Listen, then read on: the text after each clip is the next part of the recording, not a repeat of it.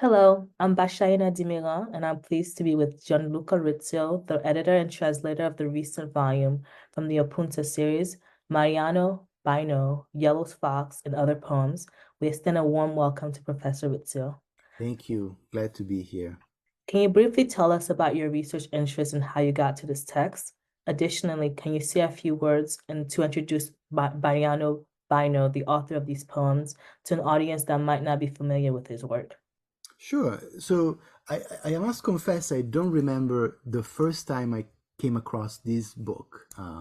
But in general, but it fits right into my interest. So it's not surprising that I should come across it at some point.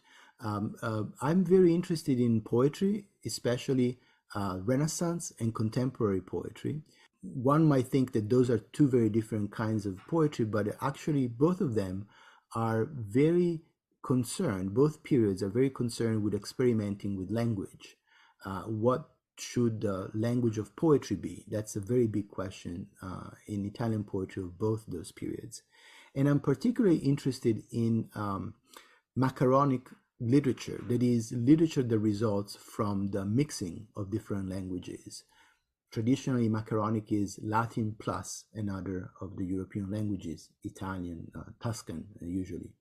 But this happens constantly across different literatures and across different linguistic codes. You can think of messages that are half verbal language and half in images. And I was saying it's not surprising that I came across Bàino's book because it is essentially a macaronic book. This Yellow Fox, it's a long poem. So Yellow Fox and other poems contains Yellow Fox, which is a longer poem, and then selections of two other books of verse. But especially Yellow Fox, the long poem, is a macaronic text in that mixes together different languages. He mixes together Italian, Neapolitan, French, English, Spanish, but also mixes together different genres, different registers, meaning different levels of where linguistic code is modulated. The other part of your question was a bit of background on Bàino. Where does he come from? A way of thinking of this is to placing him within the 20th century. In Italy and in Europe, you could say, there are three different waves of avant-garde. The first one was inaugurated in 1909 by futurists. F.T. Marinetti publishes on Le Figaro in French in February the founding manifesto of futurism. Then you have a second avant-garde wave in the 60s. You could say 1961 or 1963 as a year, depending on a number of things. But that's what we call in Italy the Gruppo 63 or the neo-avant-garde. And then you have Bàino. His group, his wave is the third and last of the 20th century. Now we are in the 80s, 87, 89, depending on how you mark it. And their group was called Gruppo 93. So you have Futurist, 1909, Gruppo 63, Group 63, 61, 63, and then Gruppo 93 in 89. It's not by chance that you have 63 and 93. There is some irony and some sort of self-awareness there. They took the 6, they turned it upside down, and they made it 9. And it doesn't mark 93 the year of beginning of this movement, but rather the expiration date. That was really interesting.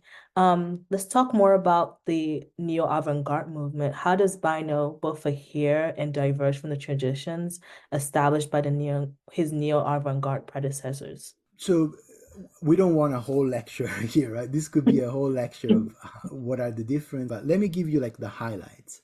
So this is the third time that an avant-garde is being tried in Italy. And the system, the mainstream literature, has ways of coping with these sort of attempts to break that the avant-garde progressively has been mounting. One of the main characteristics of avant-garde is this sense of antagonism toward the mainstream culture, right? That's an undeniable. Even the metaphor avant-garde implies a sort of bellicose, belligerent body of men, usually, but not exclusively, that sort of wage war on the received ideas of art. So this antagonism is baked in. So this is the third time that they mounted, and the mainstream has incorporated, for the most part, some of the criticism and some of the solutions that have come over the years from the avant-garde. I'll give you a very practical example. If you think of contemporary advertisement, where the written part and the visual part influence each other and in fact converge toward or contrast depending on what you're trying to do, but both are equally crucial for conveying the meaning that is being articulated. That is a lesson that comes from futurism. Their idea of verbal visual texts was one of the main sort of revolutions that they put forth. So that started as an avant-garde sort of assault on a received idea of literature, a received idea of how arts should all be in their lane, you know, painting here and literature there.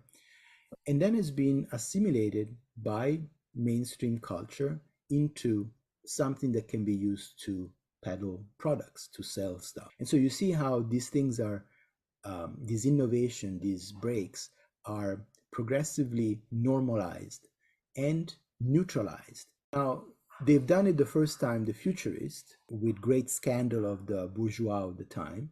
The second time, the neo-avant-garde did the same with less scandal. It was more like the intellectual that were accusing them of being in false faith, of doing this as just an operation to gain notoriety. You can imagine that the third time around, nobody bats an eye. This is just business as usual. And that's the key problem that the third wave of avant-garde and Bàino have. Is there space within culture contemporary to them to mount a direct opposition to mainstream literature and culture? It's a huge problem that we have ourselves too, even more so now. And it's a problem that is made even more difficult when a culture in which everything is close to everything else and everything seems replaceable by anything else. Mm-hmm. If you think of, you know, a digital world in which everything is broken down in zeros and ones, the same constituting principles can be marshaled to either mean one thing or its exact opposite, with no sort of difference in the ways in which these meanings are modulated and presented. So how do you oppose mainstream culture, mainstream literature, mainstream ideals, given that they are so fluid, so nimble, so capable of absorbing and neutralizing any direct attack? That's the problem, I think, that the new problem that the third wave of avant-garde have, and the solutions that the Gruppo 93 had to come up with were necessarily different from their predecessors. You talk a little bit about how in the digital world, one thing can mean something else and also it's polar opposite. To elaborate on this, considering that Bàino composed this book during the early stages of the internet, can you talk about how this backdrop and technology in general influenced this text? I think you are pointing to a key coincidence or a key rhyme or correspondence, if you will, between Yellowfax and the internet. Both of them, in fact, were born in 1993. 1993 is the year of first publication of Yellowfax, but also is the year in which Mosaic was released. And Mosaic was the first graphic web browser ever to be used. And it was instrumental for the development of the internet as we know it today. So there is this coincidence, both came out at the same time. But I think there is something else going on. First, the difference. A fax is not the internet, right? Yellowfax is centered around this metaphor of the fax machine and the fax sheet that came out of the machine as its main metaphor, as I said. which is a holdover, right? Once you have the internet, you don't need fax machines. I mean, I don't know did you ever send a fax. I remember sending a few faxes, but I don't think that people do that anymore.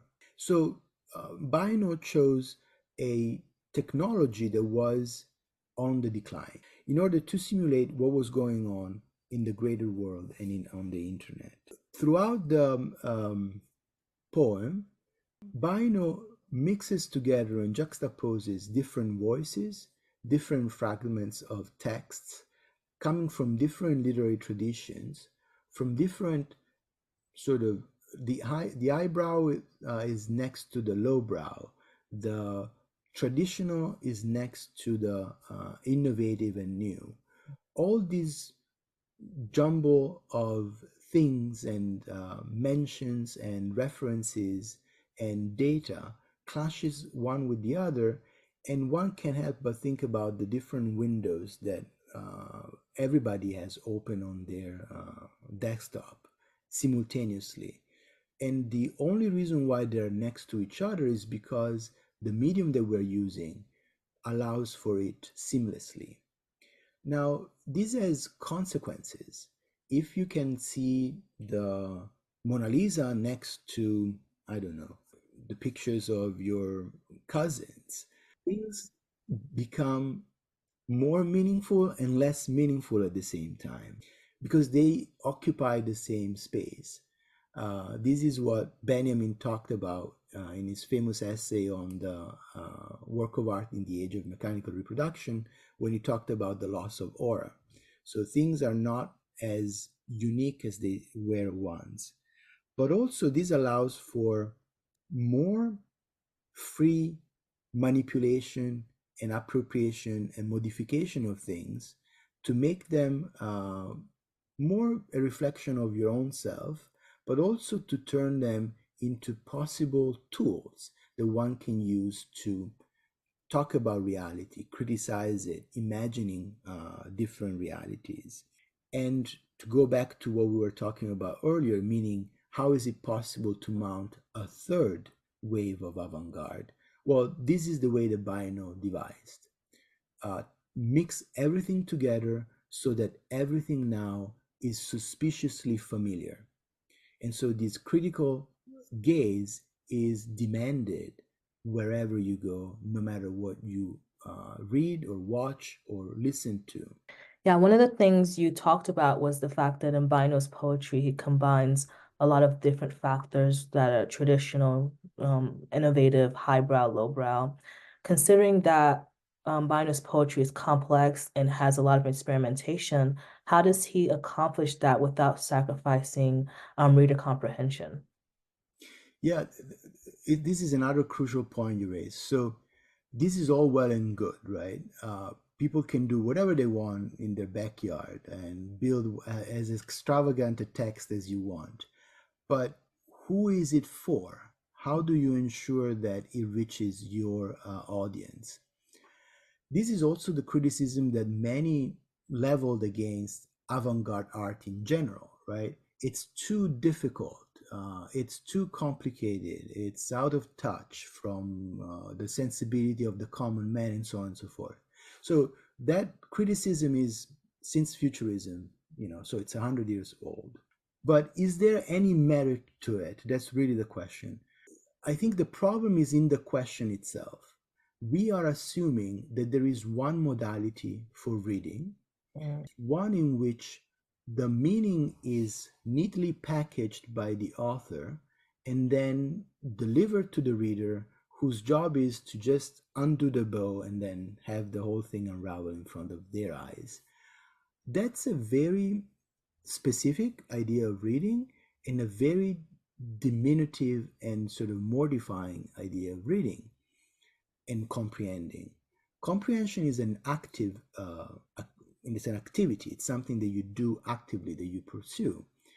And it's not something that necessarily needs to be facilitated in order to be engaging. Think about all the mysteries that people read. The whole point there is that there is something obscure that takes a while to unravel, and the pleasure is all in that, in taking one's time to unravel it. So this is to say that there are different modalities of reading, and there are different modalities of engaging the reader. One strategy would be to uh, sort of predispose a text that can passively be absorbed, more or less passively absorbed by the reader. And the pleasure there is one of probably identification. So you put yourself in the spot of the protagonist and you pretend that those events are happening to you, and that's something that you get pleasure from because by proxy you're living those events. But another way of thinking of readership is that of challenging it. This antagonism that we said was always crucial to avant-garde movements apply here too. The reader can be also an adversary. There is pleasure and game and play and joy to be had from this antagonistic relationship with the author that you're reading, the text that you have in front of you. But even without going all the way to antagonism, there is a very healthy challenge that sometimes is good to have thrown at you and is good to pose to others. This is a way of understanding texts that Umberto Eco, the famous semiotician, uh, encapsulated in his definition of text as lazy machines. So a text is a machine that doesn't really want to do the work and requires the energy of the reader in order to get into action and do its thing. So these, you could say that avant-garde text in general and Bàino's in particular they require more energy. But once they get going, they perform all sorts of miracles and fireworks and other beautiful things to witness. So I don't think we want them to be easily comprehended, uh, but also on the other hand, we don't have to be intimidated by the little extra work that they require because the reward is much greater. So we talked a little bit about the extra energy needed in terms of readers to comprehend Bino's poetry. Let's move to talk about the extra energy that might be required of a translator, given that this poem relies on a lot of metaphors, symbolism, and wordplay. Were there any specific instances in Yellow Fox and other poems that you found particularly challenging to translate? Yeah, so this is another great question. I mentioned how there are a lot of references to literary traditions. And now, a lot of them, not all of them, but a lot of them belong to the Italian literary tradition. And so, which is quoted or hinted to, but usually in an ironic way, in a way that diminishes it. It tries to dispel the aura of sacrality and that traditions usually have. So the challenge there is, how do you do this in a different language that has a different literary tradition? Meaning, how can you recreate the same sense of bringing down some of the celebrated authors if the authors themselves are not as well known in the English tradition, or not known at all, and their texts are not as popular and as widely read. So this was an overall challenge throughout the piece. One place in particular was challenging. In one of the sections of the Yellow Fax, Bàino quotes a poem that all school children read in Italy. It's by poet Ungaretti, 20th century poet, one of the key voices of the 20th century. And he was also a war poet. He talks about the First World War. So everybody reads his poems. Also because they have the advantage of being short. And so they lend themselves to the classroom because they are short. They are usually accessible at very superficial level, but also echo a lot of the history and the suffering that was going on in Italy. One in particular is, I think, one of the shortest poems in our literary tradition, and it's called Morning, Mattina in Italian, and I'll tell it to you in like its original, mi lumino d'immenso. That's the whole thing.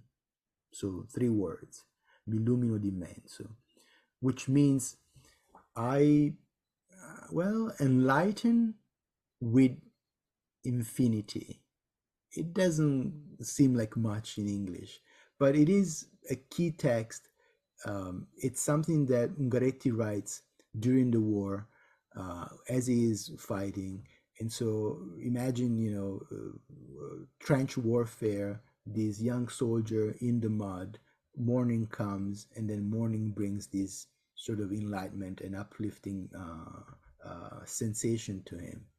But Bàino reuses it within Fax Giallo, and the way in which he lowers it is by substituting all the vowels in the short poem with just one vowel. So what was mi lumino d'immenso then becomes mi limini d'immensi, me lemene d'immense, and so on and so forth throughout the 5 vowel in the Italian language. Now you see, you have this text that is very dear to all Italians, goes through this very violent transformation that lowers his status to almost a joke. How in the world am I going to translate it in English? So I did my best, but then the solution that usually translators have in front of this problem is the last resort, which is the footnote. And then you just give up because you have to recognize that there are limits to what translation can do. But also, it might introduce a technique or a solution that was not there in English before. And so this might be not a good place to do this, to substitute all the vowels just for one successively. But now we have this device also in English, and perhaps someone else will find it useful in another application, in another poem. So that's also an example of how all of these things that we've been talking about, how language is important, the manipulation of language, the manipulation of tradition, and now all of this can be used to cast an ironic, desecrating, caustic light on reality, tradition, our sense of a nation. This is a national poet for Italy, our shared past, and so on and so forth. Thank you for discussing with us this remarkable text.